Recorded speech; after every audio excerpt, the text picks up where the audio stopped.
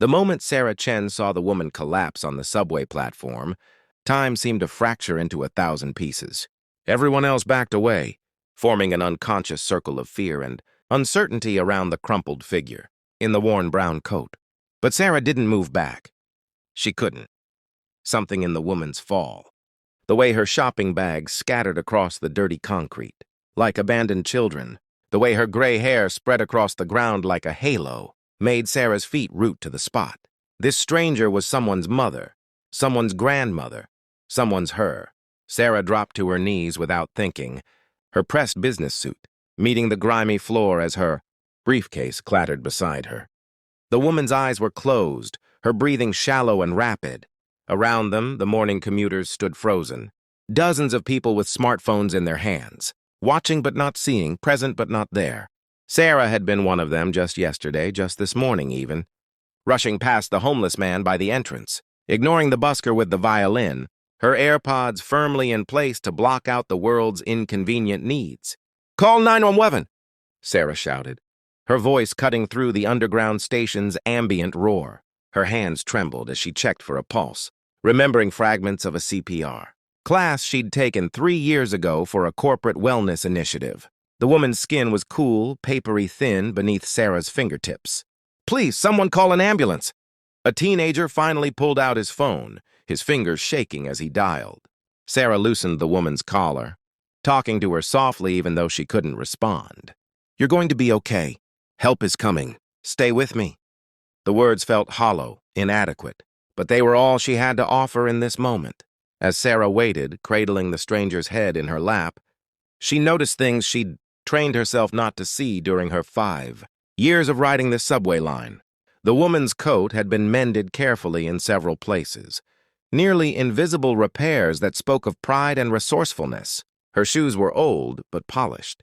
In one of the fallen shopping bags, Sarah could see a birthday card and carefully wrapped presents, the paper creased but neat. The paramedics arrived within 7 minutes, though it felt like hours. They worked with practiced efficiency while Sarah stepped back, her hands still shaking, her suit now dirty and wrinkled. As they loaded the woman onto a stretcher, one of the shopping bags remained on the platform. Sarah grabbed it without thinking, following the paramedics up the stairs and into the waiting ambulance. "Are you family?" the paramedic asked as Sarah climbed in. Sarah opened her mouth to say no, to explain that she was just a stranger who happened to be there. But the woman's eyes had fluttered open slightly, searching, scared. Their gazes met for just a second, and Sarah found herself saying, "Yes, I'm her daughter." At the hospital, Sarah sat in the waiting room still clutching that shopping bag. Having missed her important client presentation, her phone buzzing with increasingly urgent messages from her boss. She should leave. She should go back to her life, her career, her carefully constructed world where people like this woman existed, only at the periphery of her vision.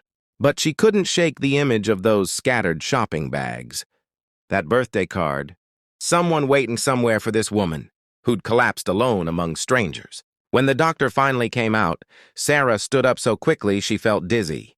The woman whose name she learned was Margaret Chen, no relation despite. Sharing a surname, had suffered a diabetic episode, complicated by exhaustion and malnutrition. She was stable now, awake and asking for her daughter. "There's been a mistake," Sarah started to say, but the doctor was already walking away, and a nurse was leading her down a corridor that smelled of antiseptic and hope deferred. Margaret was sitting up in bed when Sarah entered, looking smaller somehow than she had on that subway platform, more fragile. Her eyes were clear now, though, and sharp with intelligence. When she saw Sarah, confusion flickered across her face, followed by something that might have been understanding. "You're not Jenny?" Margaret said softly. "No, ma'am. I'm Sarah. I was there when you fell. I came with you in the ambulance. I have your shopping bag." Sarah held it up like an offering, like proof that she had a reason to be there. Margaret's eyes filled with tears. "You stayed." Those 2 words carried the weight of a lifetime. Sarah pulled a chair close to the bed and sat down, still holding that shopping bag. "The presents," she said. "Is it someone's birthday?" "My granddaughter, Emma. She's turning 8 tomorrow. I was on my way to my daughter's house when—" Margaret's voice caught.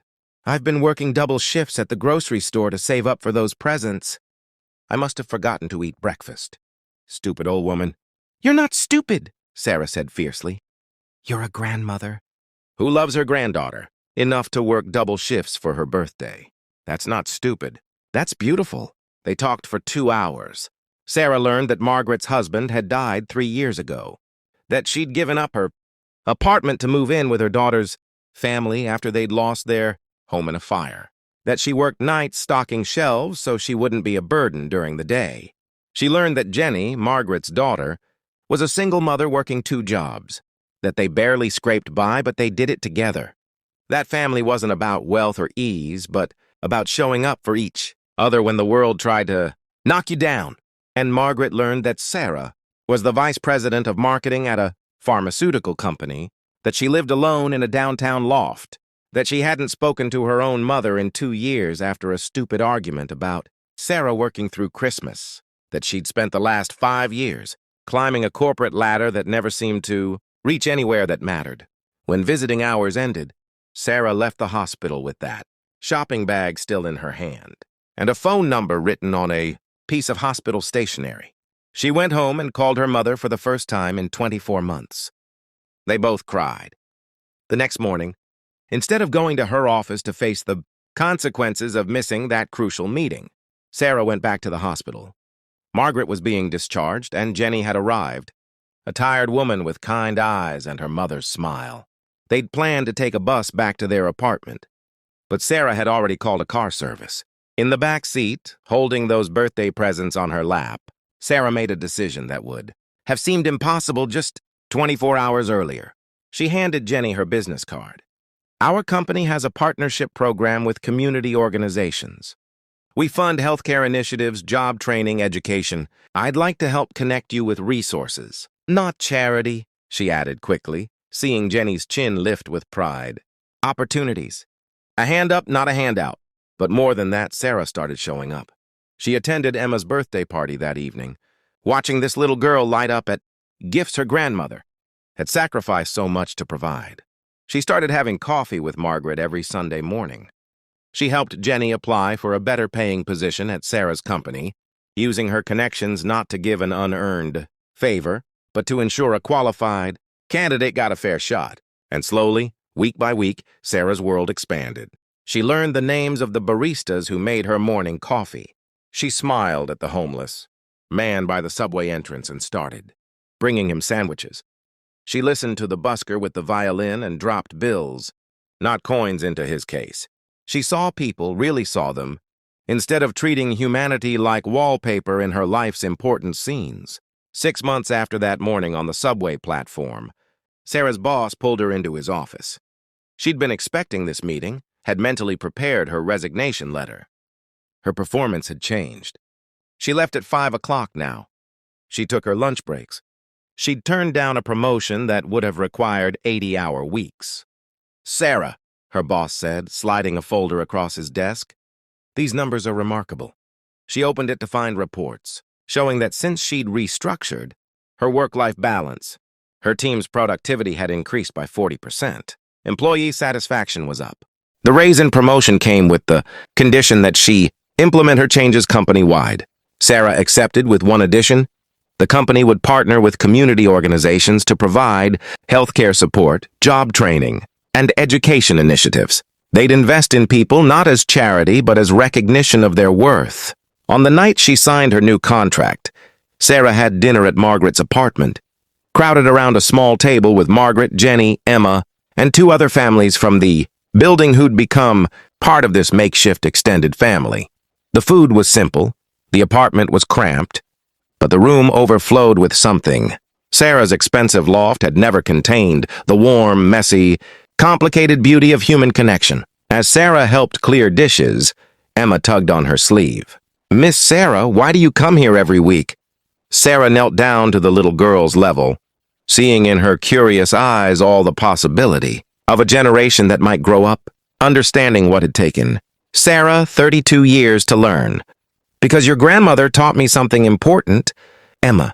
She taught me that we're all connected, that every person we pass on the street is somebody's her, somebody's mother, daughter, sister, friend. And when we remember that, when we really remember it, we can't just walk past each other anymore. Emma considered this with the seriousness only 8-year-olds can muster.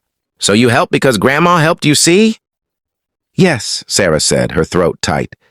Your grandmother saved my life that day on the subway platform. She just didn't know it. Later, standing at the window of her loft, Sarah looked out at the glittering city lights, each one representing a person with a story, a struggle, a hope. She thought about the woman she'd been 6 months ago, rushing past humanity with her AirPods in and her heart closed, and the woman she was becoming, learning day by day that the only metric that mattered was how many people you'd looked in the eye, really looked, and seen not strangers but reflections of yourself. Tomorrow she'd wake up and ride that same subway line. She'd say good morning to the other commuters. She'd see them. And maybe if she was lucky, they'd see her too. Not as a stranger to avoid or an obstacle to navigate around, but as one more her in a world full of her, all of us stumbling together toward something better, something kinder, something that remembered. We're all just people who occasionally need someone to stay when we fall. The subway platform where it all began would never look the same to Sarah again. Every time she passed through those turnstiles, she'd remember the moment her life cracked open and let the light in. The moment she learned that kindness isn't convenience or charity or something you do when you have extra time. Kindness is recognition. It's stopping for the woman who falls. It's carrying her shopping bag. It's showing up week after week, not because you're obligated, but because you've finally understood that her story is your story, that we're all writing this narrative together, and the only way any of us gets a happy ending is if we make sure we're all in the final chapter. Margaret had asked Sarah once why she'd claimed to be her daughter that day in the ambulance. Sarah had thought about it for a long time before answering. Because in that moment I realized we could be, not by blood but by choice, by the decision to see each other, to stay, to care. Family isn't just who you're born to, it's who you show up for. And you showed me, just by being there, by needing help, that I wanted to be the kind of person who shows up. You gave me that gift. In a world that often feels too big, too cold, too indifferent, Sarah had learned the most radical act of all, to see the humanity in strangers, to reach out when it's easier to walk away, to remember that every person is someone's her, including yourself. And maybe, just maybe, that's enough to change everything.